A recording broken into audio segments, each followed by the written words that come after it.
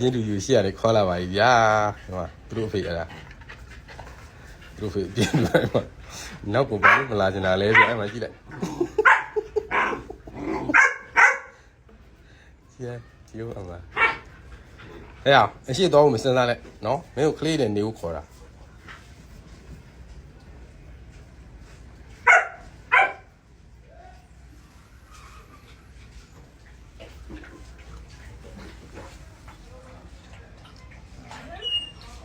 ဘာဖြစ်လဲဟာ